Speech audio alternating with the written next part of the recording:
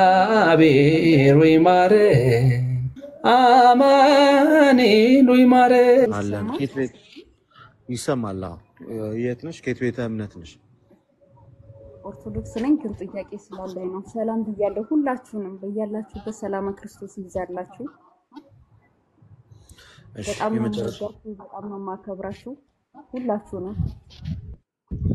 እና ጥያቄ ልጠይቅ እና ቦታ ልልቀቅ። ጠይቂ።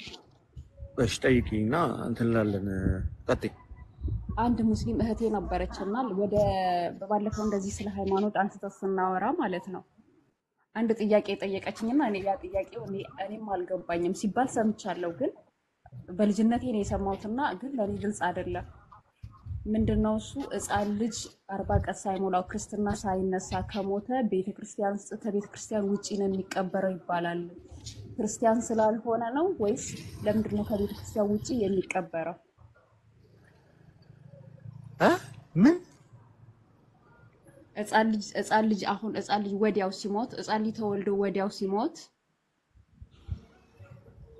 ከቤተ ክርስቲያን እሺ ውጪ ነው የሚቀበረው እንደዚህ ይባላልና እኔም በልጅነቴ ሰምቻለሁኝ። እና ይሄን ነገር ወላ እንደውም እኔ ገጠር ሆኜ ሌሊት ነው እንደውም የሚቀብሩት ሕፃን ልጅ ሲሞትና ለምንድን ነው ያ ነገር የሆነው? ለምንድን ነው ከቤተ ክርስቲያን ውጪ ይቀበራል የሚባለው ነገር ግልጽ አልሆነልኝም። ኧረ እኔ ይሄን ነገር አላውቅም። መስማም ዛሬ ከአንቺ ስሰማ ነው። እናንተ ራሱ የምትከራከሩበትን ነገር እንኳን አትለዩ እንጂ አይ ግብስብስ ነገር ላይ ማውራት ጠየቀችኝ። ልጅቷ ጥያቄ የሆነብሽ ነገር ምንድን ነው ስላት ይሄን ጥያቄ ጠየቀችኝ። የክርስቶስ አምላክነት ገብቷት ነው የኔ ጠይቀቻ። አይ ከመጽሐፍ ቅዱስ ብላ ነበር ልደት ከመጽሐፍ ቅዱስ የሆነ ጥያቄ ጠየቀችኝ ብለሽ ነበር የጀመርሽው አይደል? ሰሩት ከመጽሐፍ ቅዱስ ጠየቀችኝና ከመጽሐፍ ቅዱስ መለስንላት ማለት ነው። የተቻለንም መለስንላት። እሱ ስንመልስላት ደግሞ ይሄ ጥያቄ ጠየቀችን። ይሄ የለም የክርስትናችንም ትምህርት አይደለም ሲጀመርም። ይሄ ወይ እንደው ሰው እንኳን ቢያደርገው ልማድ እንጂ ማስረጃ ያለው የክርስትና ትምህርት አይደለም። የሰዎችን ተግባር ሃይማኖት ተብሎ አይቆጠርም። ዋናው መጽሐፍና ቤተክርስቲያን ስርዓቷን እንደዚህ ያስተናግዳሉ። የለም እንደዚህ አይነት ነገር ሲጀመር። እሺ ሕፃን ልጅ ሲሞት ቤተክርስቲያን ከምዕመኑ ጋር እኩል አይደለም የሚቀበረው? ለምን አይቀበርም? ነፍስ አይደል እንዴ? ፍርዱን እኮ ጌታ ነው የሚሰጠው፣ ሰው አይደለም። እሺ ሁለተኛው ጥያቄ ደግሞ ክርስትና ስታስነሱ ገንዘብ ታስከፍላላችሁ። ይሄ ሰምቻለሁ፣ ገንዘብ ይከፈላል አለች። እኔ ክርስትና ሲነሳ በፍጹም ገንዘብ እንደሚከፈል አላውቅም። ክፍሉ ይሄ ክርስትና ሃይማኖትን ስህተት ያደርገዋል። እህታችን ማለት አላውቅም፣ ይሄንኛውን እኔ ክርስትና አስነስቼ አላውቅም፣ ግን የሚያስነሱ ካህናት ምናምን ካሉ ስርዓቱን እንትን ይበሉሽ። ቢከፈልስ ይሄ ክርስትናን ስህተት ያደርገዋል? ለምሳሌ አንድ ሰው ለሃይማኖቱ ምጽዋት ሰጠ ለሆነ ነገር ማለት ነው። ስላደረገ ስህተት ያደርገዋል ማለት ነው ሃይማኖቱን? ካልተከፈለ ክርስትና የማይነሳበት አጋጣሚ አለ ብላ ጠየቀችኝ። በጭራሽ ይሄ ነገር የለም አልኩኝ። ጠይቂ ስላለችኝ ነው። ጠይቂ፣ በሃይማኖት ተከታዮችሽን አባቶችሽን ጠይቂ ስላለችኝ ነው። አይ የለም። ክርስቶፎሮስ ካሉ ቀጥሉ።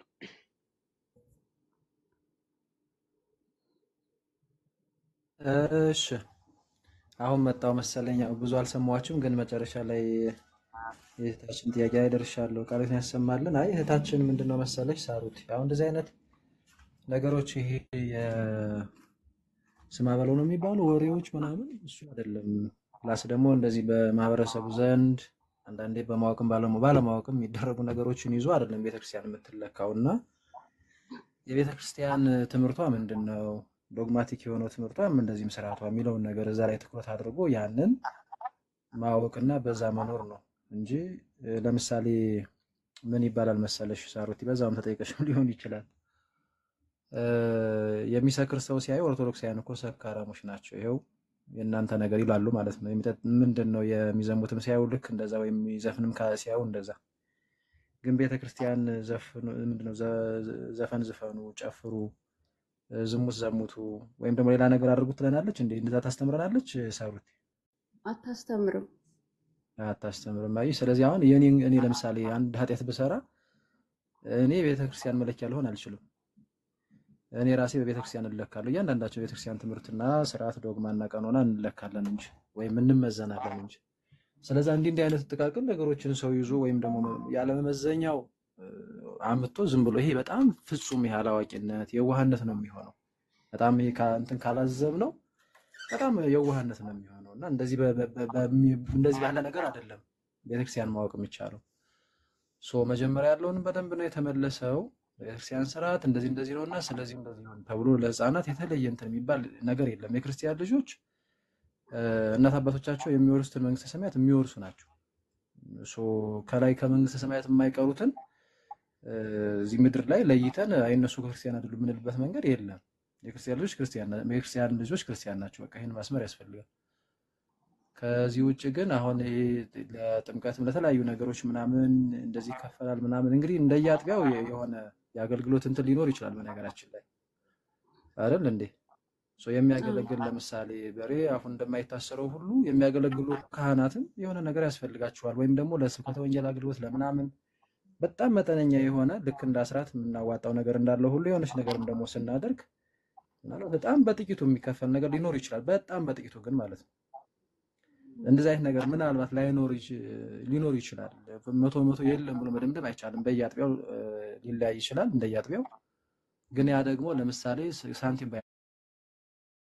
ባይያን አታደርገውም። ኑ ግዴታ ካለመጣችሁ ይህንን ስርዓት አናደርግም አትልም። እንደዛ በምንም ታምር አትልም። በአብዛኛው ግን እንደዚህ የሚባል ነገር የለም። እንደ ስርዓትም እንደዚህ ተቀምጦ ምናምን የለም። በነገራችን ላይ ግን እንደዚህ አይነት ነገር ቢኖር በቃ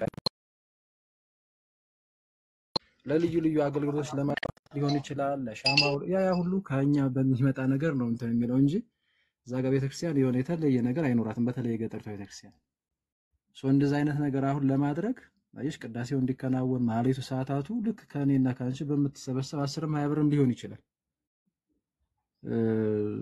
ሜቢ እንደዚህ አይነት ነገር ካለ ማለት ነው። እንደው አንዳንድ ቦታዎች በተለይ ወደ ገጠር አካባቢ እንደዛ ካለ ይሄ በነገራችን ላይ ከተማ ላይ ራሱ ቢኖር ግዴታችን እኮ ነው። ግን ልክ ከፍለን በቃ ክፍያ ምናምን ያለ ክፍያ ይሆን ምናምን በሚል ሴንስ ግን አይደለም። ቀደም ባልኩት ለአገልግሎት በተወሰነ መልኩ በዛውም መስጠትን እንድንለምድ ምናምን እንደዚህ አይነት ነገሮች ናቸው ካሉ የሚኖሩት እና ቀደም ግን የተባለው እንዳይረሳ በጣም ይሄ ፍጹም የዋህነት ዝም ብሎ በጣም ከውጭ የሆኑ ጥቃቅን ነገሮችን ምናምን እያዩ ከቤተክርስቲያን መኮብለል ይሄ በጣም አላዋቂነትም ነው፣ የዋህነት ነው። እንደዚህ አይደለም። ቤተክርስቲያን ትምህርቷ ምንድነው፣ ስርዓቷ ምንድነው የሚለውን ነገር የለም ከፍ ብሎ መጠየቅ እንጂ አሁን በዚህ ሰዓት እንደዚህ ዝም ብሎ እኔ እንጃ ይሄ በጣም ብቻ አይዶን ነው ይከብዳል። ሳሉት በተቃራኒው አሁን እታችን እንደዛ ብለህ ስትጠይቅሽ ለምሳሌ ነብዩን ጥያቄ ለመጠየቅ ምጽዋት አስቀድሙ ይላል ቁርአን ሱራ 58:12 ላይ አስፋኛ እንደ ልደት ያኔ ቁርአን ከነካው ስለማይሆንልኝ ለምሳሌ አላህ ወደ ነብዩ በቀረባችሁ ጊዜ ጥያቄን ለመጠየቅ ምጽዋትን አስቀድሙ ይላቸዋል። አንድ ሙስሊም ነብዩ ጋር ሄዶ ጥያቄ ለመጠየቅ ምን ማቅረብ አለበት? ምጽዋት መስጠት አለበት ተብሏል። ስጦታ ገንዘብ ማለት ነው። ቁጥር 12 ላይ እናንተ ያመናችሁ ሆይ ጸጋውን ሚዩት አድርግ። እናንተ ያመናችሁ ሆይ መልእክተኛውን በተወያያችሁ ጊዜ ጸጋውን አለ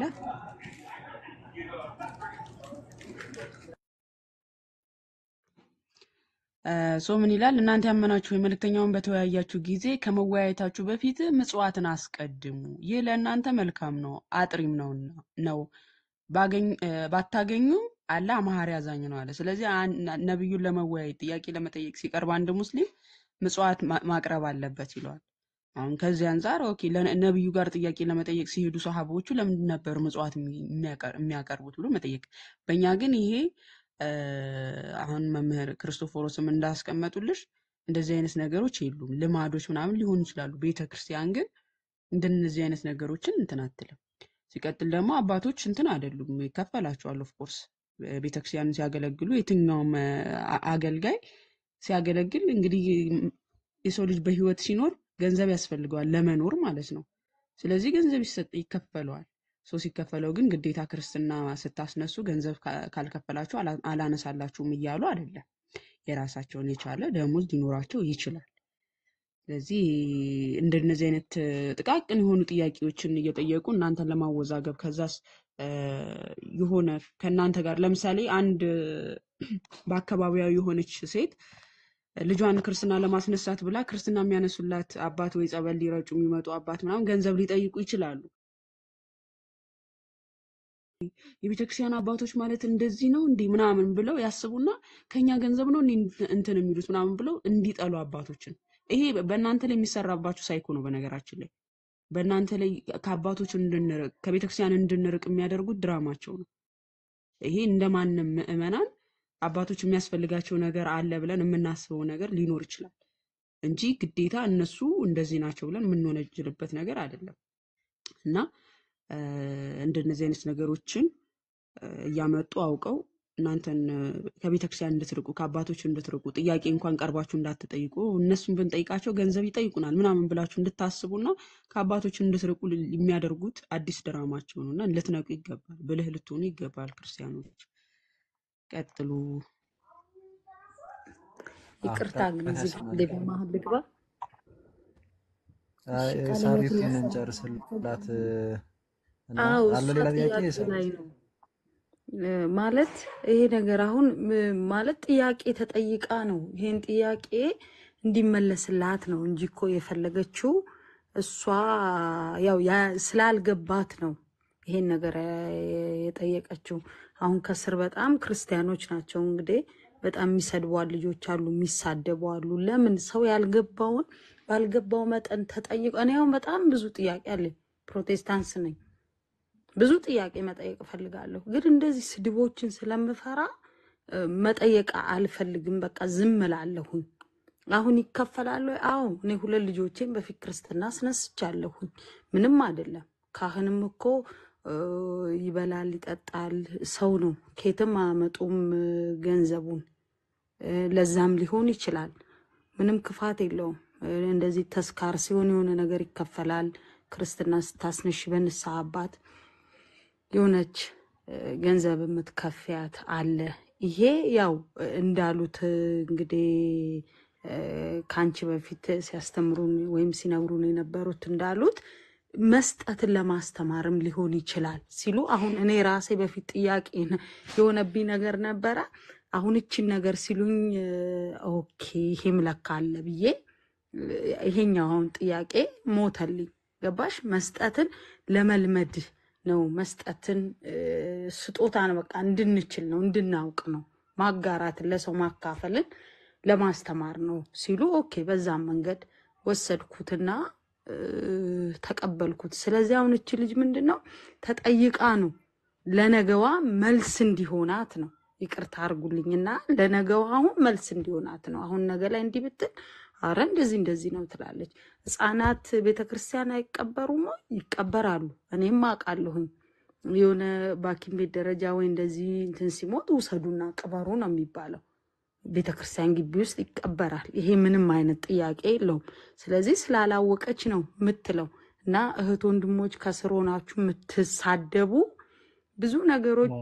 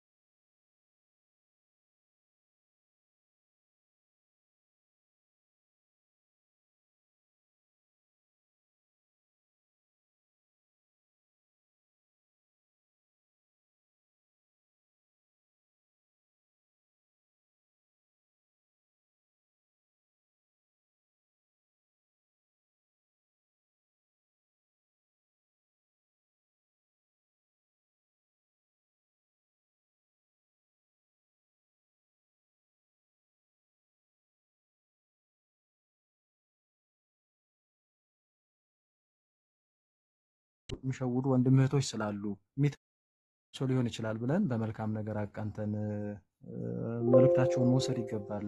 እንግዲህ አንዳችን ስንስት አንዳችን ማበርታት ስንደክም አንዳችን ማበርታት ይጠበቅብን የለ እንደ ክርስትናው እሱን ማድረግ ነው። ቀላል ነው። እሺ ሳሩቲ ሌላ ያልገባሽ ነገር አለ ወይም የተጠየቅሽው? ቃለ ሕይወትን ያሰማልኝ። በጣም ነው የማመሰግነው። ያልገባኝ ነገር የለም። በደንብ ነው ያስረዳችሁኝ። እግዚአብሔር ይስጥልኝ፣ እግዚአብሔር ያክብርልኝ። ቃለ ሕይወትን ያሰማልኝ። አሜን። በቃ አንቺም አትጥፊ፣ እንደዚህ ብቅ እያልሽ ተማሪ። ሌሎቻችሁም እንደዛው መሰረታዊ ትምህርት መማር ምናምን መልካም ነው። እሺ እናመሰግናለን። ልደትሽ አመታል ወይስ ቀጣይ ወዴት ነው?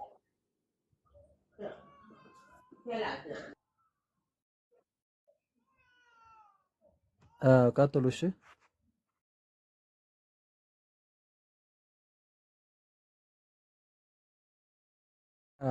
አላወኩሽም። ሰላም ብያለሁ።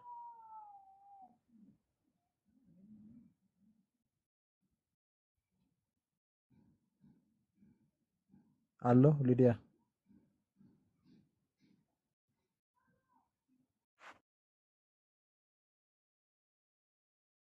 እንዳስተናግዝሽ ኔትወርክ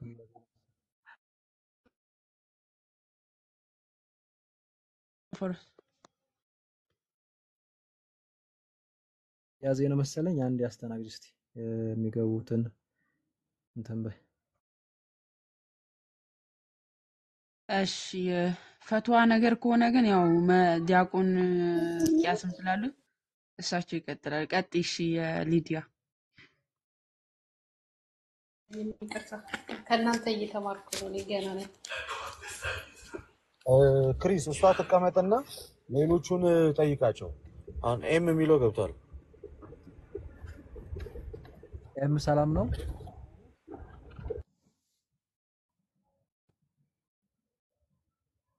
ኤም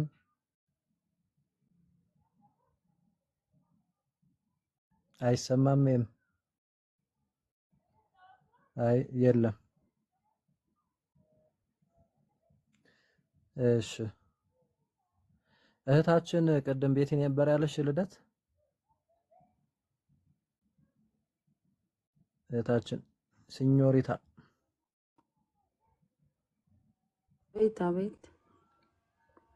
ቤት ቤቲ ነበር ያለሽ ቅድም ነው ተሳስቼ ነው? አይ ሌላ ቤቲ ነበረች። ሌላ ነበረች። እሺ አይ እስቲ ምን ነገሮችን እስካሁን እንትን ብለሻል? ሚስጥረ ስላሴ ላይ ያለን ነገር ተቀበያለሽ? ኦርቶዶክስ ናል? እኔ እንኳን ያው በውስጥ ከነልደት ጋር ብዙ እንትን እያልኩኝ ነው። ብዙ ሄደሻል? እኔ አሁን ያው አዎ፣ እና ልደት ያው እንድከታተል ስላስገባኝ ነው የገባሁት። ለመማር ነው። ጥሩሽ። እሺ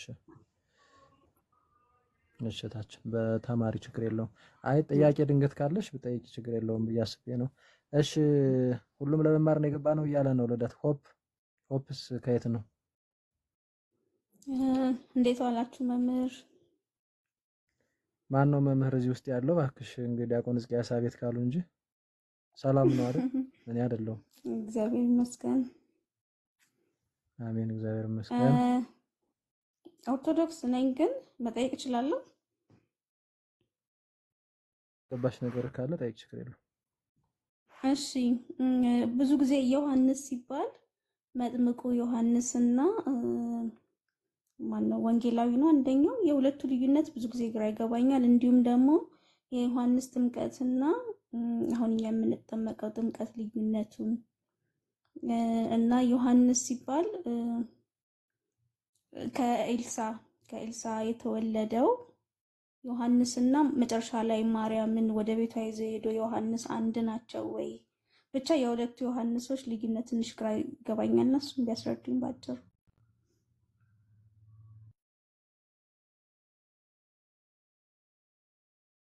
ኔትወርክ ትንሽ ወግልም እያደረገኝ ነው። ማማይስ የተወሰነ በያት።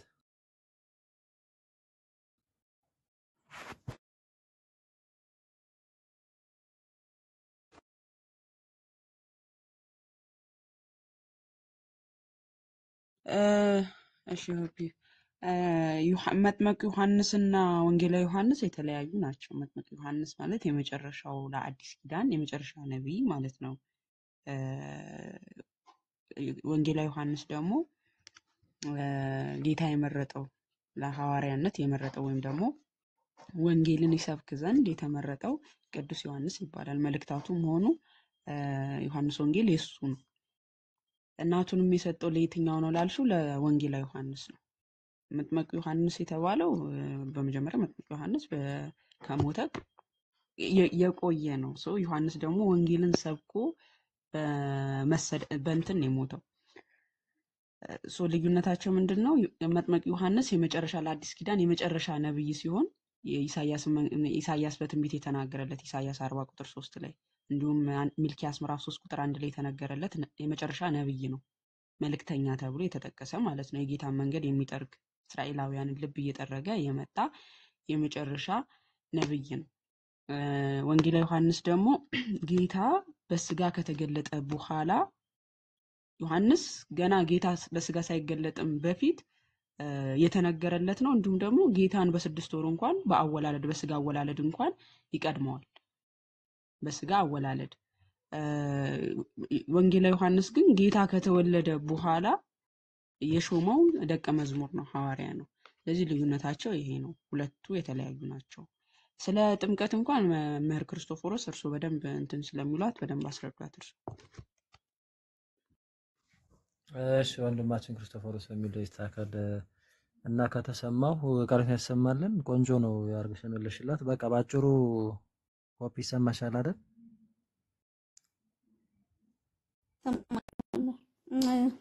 አሁን ይኸውልሽ፣ እሺ እንደሱ ነው። ይኸውልሽ አሁን የሉቃስ ወንጌል ምዕራፍ 1 ላይ ስቴጅ የምታገኙ ዮሐንስ ቅድስት ኤልሳ ቅድም ኤልሳ ነው ያልሽው ኤልሳቤጥ። እሺ ኤልሳ ሳይሆን ኤልሳቤጥ የካህኑ ዘካርያስ እና የቅድስት ኤልሳቤጥ ሉቃስ ወንጌል ምዕራፍ 1 ላይ ያለው ልጅ በቅዱስ ገብርኤል ብስራት የተወለደ በስተርጅና ከዛም ደግሞ የእመቤታችን የሰላምታ ድምጽ ሰምቶ በደስታ የዘለለ ጌታንም ያጠመቀ መንገድ ጠራጊ ቅድም ማማ የጠቀሰችልሽ ማለት ነው።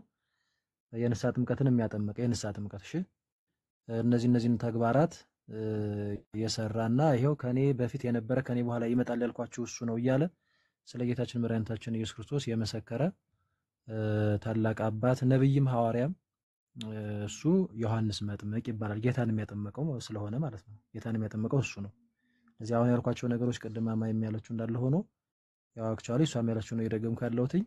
እሱ ዮሐንስ መጥምቅ ወይም መጥምቀ መለኮት ቅዱስ ዮሐንስ ይባላል። ጌታን ያጠመቀ እሱ ስለሆነ ማቴዎስ ወንጌል ምዕራፍ 3 ላይ የምናገኘው ጌታን ሲያጠምቅ እሱን ነው። ስለዚህ ቅድም የተዘረዘረው እሺ የካህኑ ዘካርያስና የቅድስት ኤልሳቤጥ ልጅ በ6 ወሩ በቅድስት ኤልሳቤጥ ማህፀን ሆኖ የእመቤታችን የሰላምታ ድምጽ ሲሰማ በደስታ የዘለለ ጌታን ያጠመቀ የንስሐ ጥምቀትንም ደግሞ ያጠመቀ እናንተ የፉኝት ልጆች እያለ ወደ ንስሐ ወደ ክርስቶስ የሚያቀርብ ማለት ነው።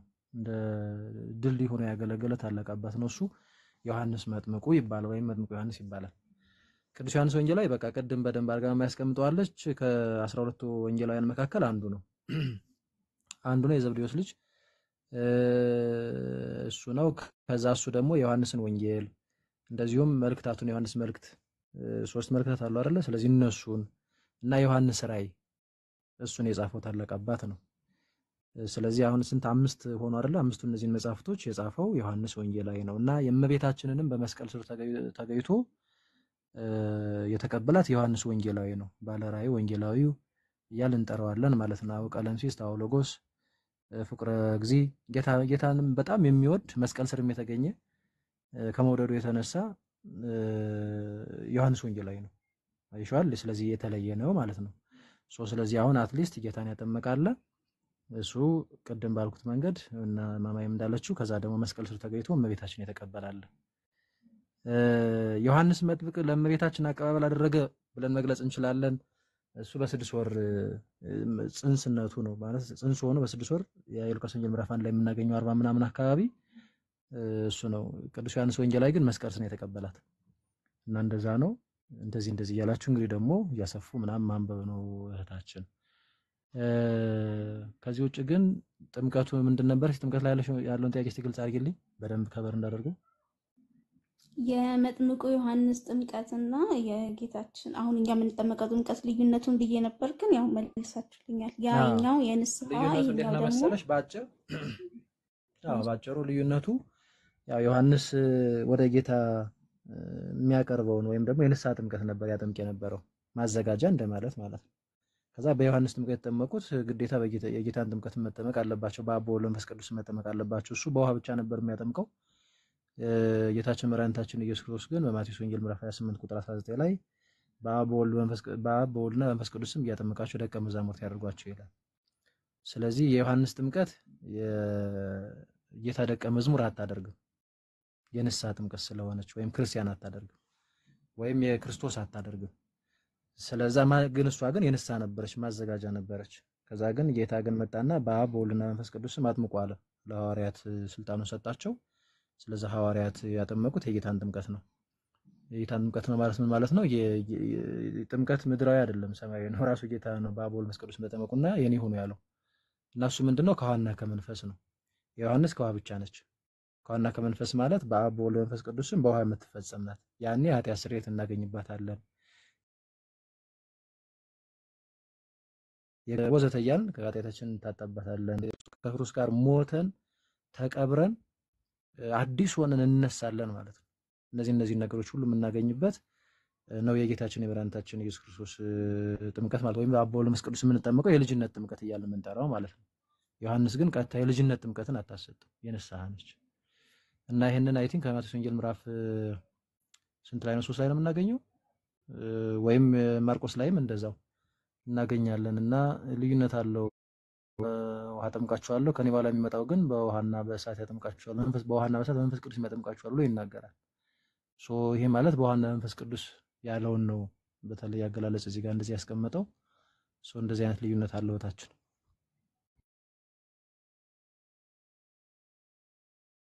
እሺ አመሰግናለሁ። ቃሌት ያሰማልኝ ማማዬም አመሰግናለሁ። አዎ የተወሰነ ግር ተፈጥሮብኝ ነው፣ ግልጽ ሆኖልኛል። አመሰግናለሁ። እሺ ታችን በርቺ። እሺ እሺ ሚዛናዊ ሰላም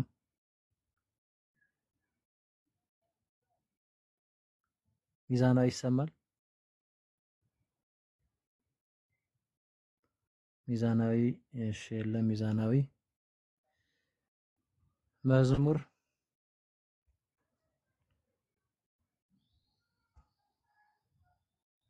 መዝሙር ይሰማል?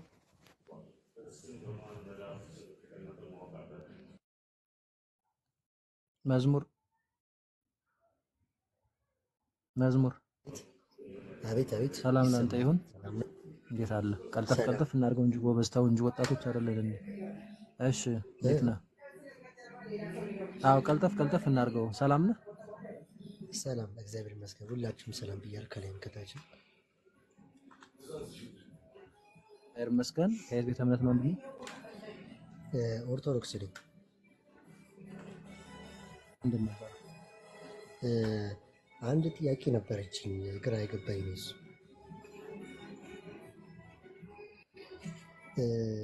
በዮሐንስ ራዕይ ምዕራፍ 22 ቁጥር 16 ላይ እንዲህ የሚል ጥቅስ አግኝቷል።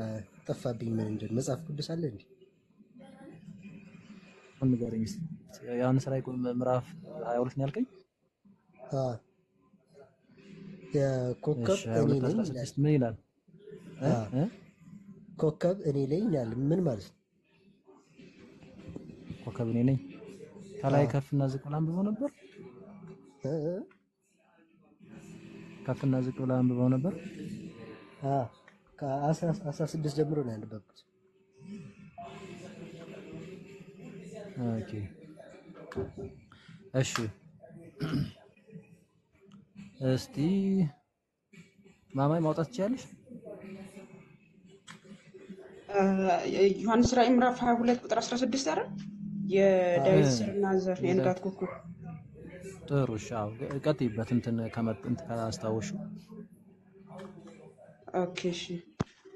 የዳዊት ስርና ዘር ነኝ ሲል ያው ስር ሲል አምላክ መሆኑን የዳዊት አስገኝ መሆኑን የሚያመለክት ቃል ነው። ዳዊትን የፈጠረ አምላክ ስለሆነ ዳዊትም ጌታ ጌታዬ ጠላቶቼ የእግር መረገጫ እስኪያደርግልህ ድረስ በቀኝ ተቀመጥ እንዳለው በመዝሙር 110 ላይ ዳዊት ጌታዬ ብሎ ያመለከው ጌታ ስለሆነ የእሱ ስር ነኝ ሲል ዳዊትን ያስገኘው ነኝ እያለ እንደሆነ ግልጽ ነው።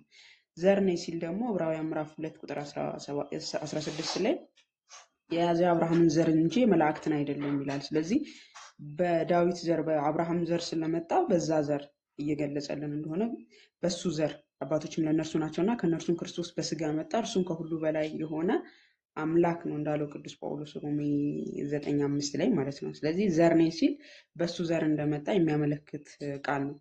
የንጋት ኮከብ ነኝ ሲል ደግሞ አምላክነቱን የሚያሳይ ነው። ንግስናውን፣ ብርሃንነቱን፣ ጌትነቱን የሚያሳይ ኃይለ ቃል ነው። የንጋት ኮከብነቱ ማለት ነው። ኮከብ ብርሃን የሚያሳይ አይደለም? እሱ ከዛ አንጻር የተነገረ ነው። ምኑ እንዳልገባ አላውቅም ወንድማችን። አመሰግን ቃልዎት ያሰማል። ግልጽ እንትን በልና ጥቅሱ ላይ ግራ ይገብኝ ኮከብ ሲለኝ ግራ ገብቶኝ ነው። ኮከብ ማለት ብርሃንነትን የሚያሳይ ነው። ኃይለ ቃሉ ራሱ እስቲ ኮከብ ሲባል አንድ ሰው ወይ እንትንነቱን አይደል የሚያሳየው? ይሄ ምንድነው?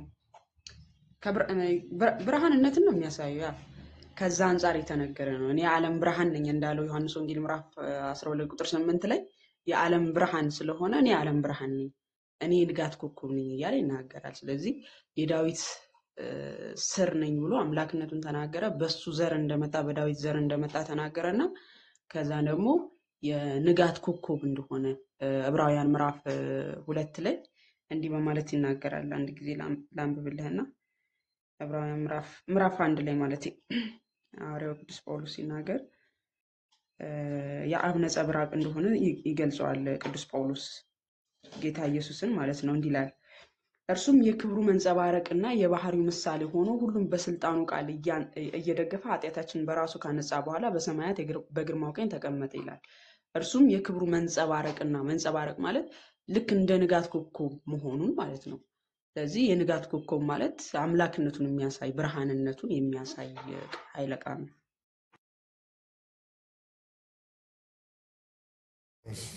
በጣም ነው የማመሰግናችሁ። ቃልዎት ያሰማልን።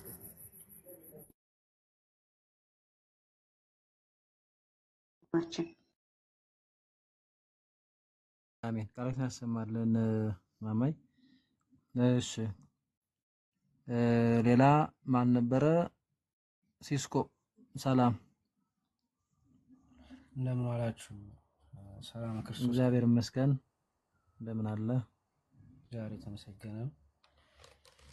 አንድ ጥያቄ ነበረኝ ወንድሞች። ከየት ቤተ እምነት ነው ወንድሜ? ኦርቶዶክሳዊ ነኝ። እሺ ያው ትንሽ የበረታ ወንድም አይደለሁም፣ ግን መጽሐፍ ቅዱስ ጥናት ላይ ነኝና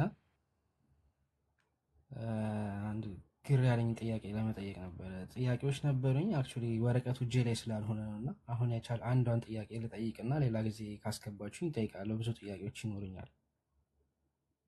ምናልባት ከኔ ማረዳት ችግር ሊሆን ይችላል። ጥያቄ ነው እንደሚፈጠን ብሎ እሺ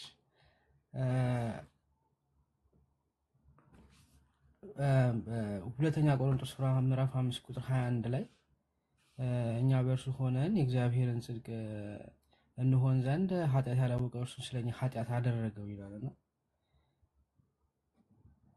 ኦርቶዶክሳዊ አፈታት እንዴት ነው የዚህ ምዕራፍና ብታስረዱኝ ብዬ ነው። ምክንያቱም ምንድነው ጥያቄ ውስጥ ጭንቅላት ውስጥ ጥያቄ የፈጠረብኝ በኦሪት መጽሐፍ ላይ በክርስቶስ ዘንድ እግዚአብሔር ከራሱ ጋር ሊያስታርቅ ማለት ምዕራፉን አላውቀውም፣ ግን የተረዳሁትን ነው የምነግራችሁ። እሺ ከተሳሳትኩ ታርሙኛላችሁ። እና ከእሱ ጋር ሊያስታርቅ በፈለገ ጊዜ ምድር ላይ ጻድቅ የሆነ ሰው ስላጣ መሰለኝ አይደል እሱ ወደኛ የመጣው ማለት ኃጢአት ስለማይስማማው ለባህሪው አይደል? እስቲ ሙሉ ኮንተንትን አልሰማሁትም። ሁለተኛ ቆሮንቶስ ነበር ያልከው?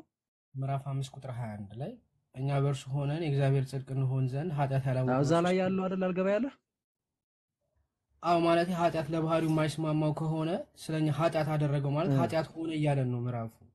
ቀስ ብለህ አይ ትረዳው ነው። አይደለም፣ እንደዛ እያለ አይደለም፣ እንደዛ እያለ አይደለም። እናስረዳ፣ እንደዛ ይሻላል። አሁን ምንድነው መሰለህ ሲስኮ፣ ዞሮ ጥያቄ ይሄ ምን ማለት ነው አይደል?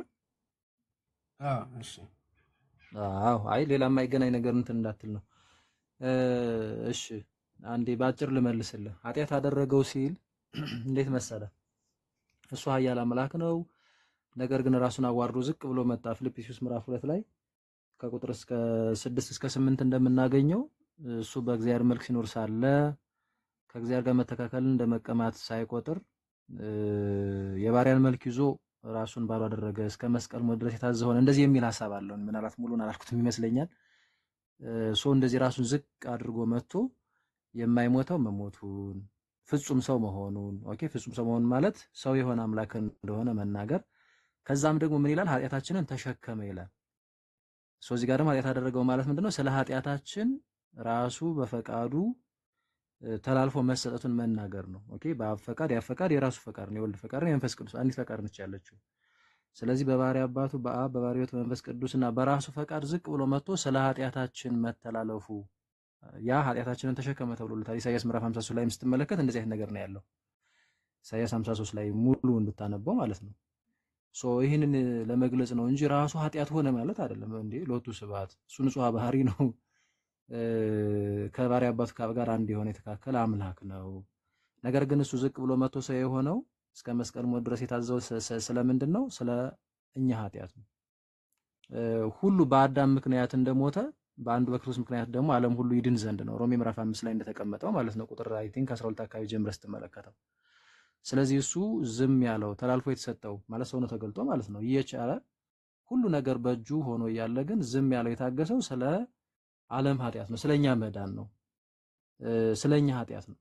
እኛ እንድን ዘንድ እኛ እንፈወስ ዘንድ ነው። በኃጢአት ምክንያት ሞት ነግሶብን ነበርና ነው። ስለዚህ ይሄንን ሲገልጽ ነው እንደዚህ ያለው። ኢቭን መርገም ብሎም በአይ ቲንክ ገላትያ ላይ ነው እንደዚህ ለጊዜው ጥቅሱን ባላስታውሰው የሚገልጽበት ቃል አለው። እና ጥንቃቄ ያስፈልጋል። መርገም አደረገው ሰምቲንግ እንደዚህ አይነት አገላለጾች ሜቢ ቃል በቃል ላላስታውሰው ይችላሉ። ጥንቃቄ ይፈልጋል። ምን ለማለት ነው ሐዋርያው እንደዚህ ያለው ብሎ ያለውን ነባራዊ እውነትና አውዱን መመልከት ያስፈልጋል እንጂ ኦልሬዲ ዝም ብለን ቃሉ ይዋጣል ማለት አይደለም። ስለዛ ምንድነው መሰለ ሲስኮ መጽሐፍ ቅዱስ ማንበብ መልካም ነው። ሁላችንም ማንበብ አለብን። ግን ቅድም ልደት አይ ቲንክ ካፕቴን መሰለኝ የጠየቀው ሲጠየቅ ምን ብሎ ነበር የመለሰው? መጽሐፍ ቅዱስን የጻፈችው ማን ናት? ቤተክርስቲያን።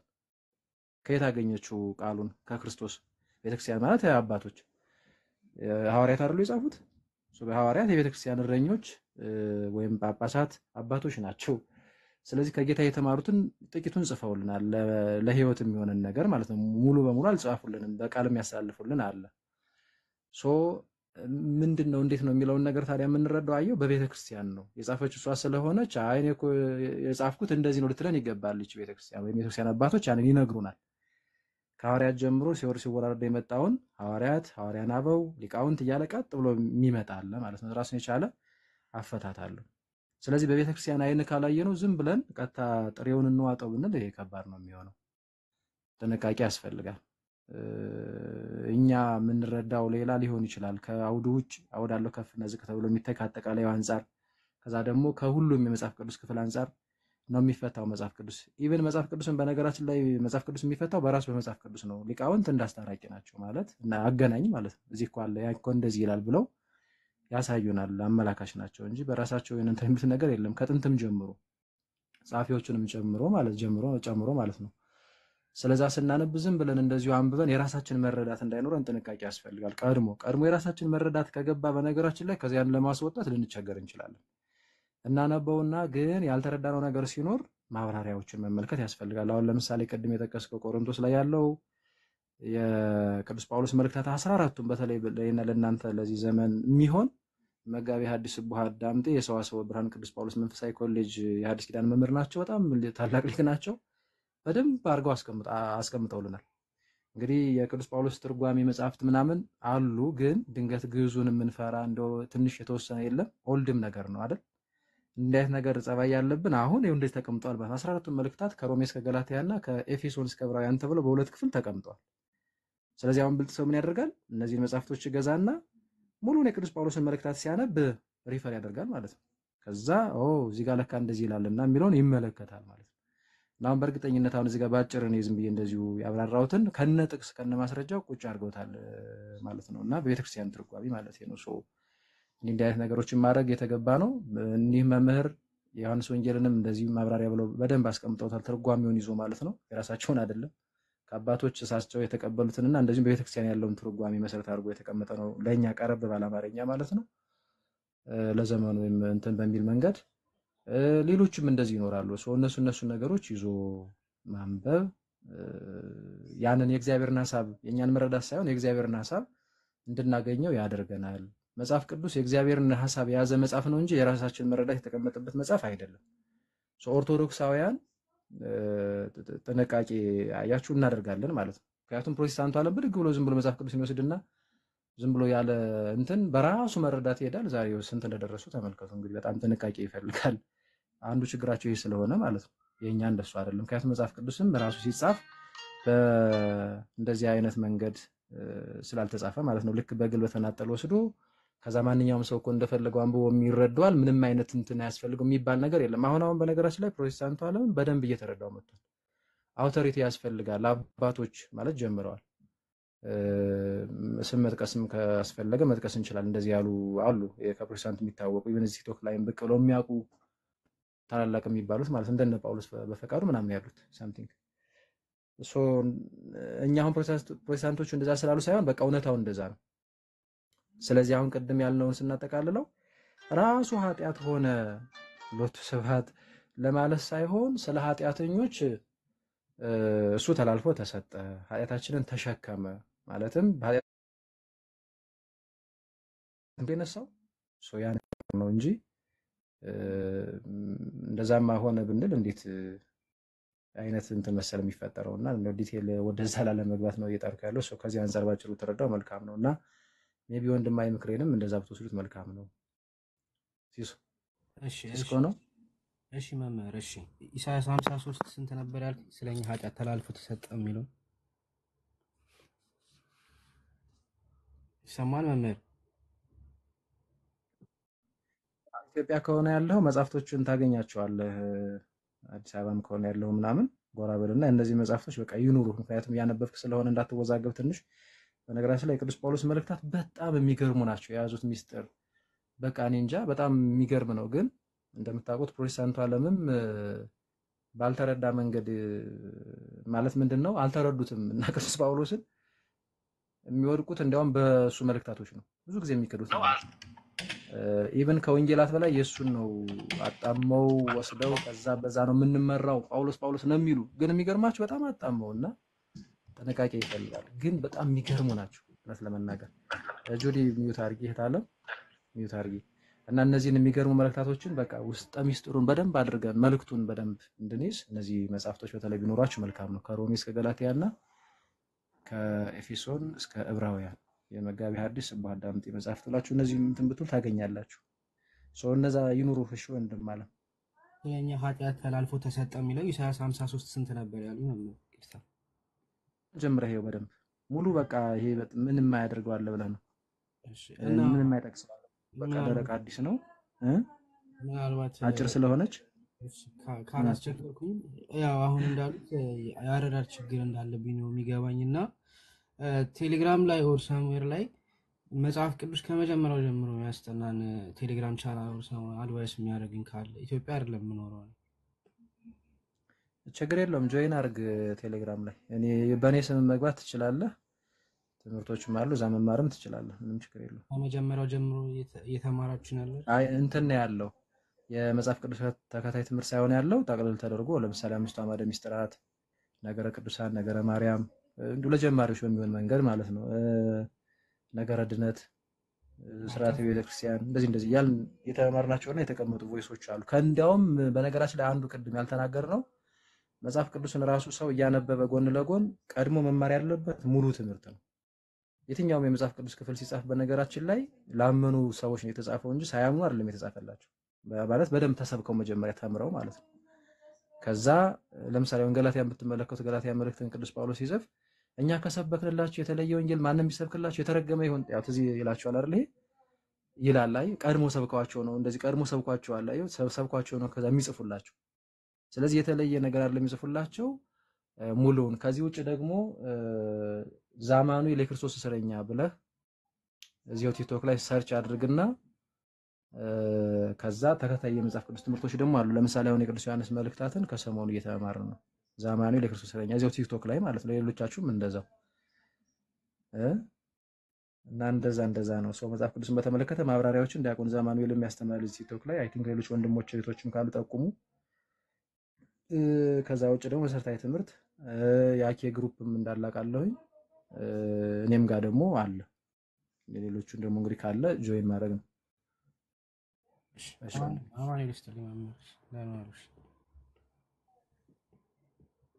ምን አልከኝ? አመሰግናለሁ። ወንድም አለ። እሺ አሜን። እሺ ጁዲ ነሽ የምትቀድሚው ነው ወይስ ማን ነው?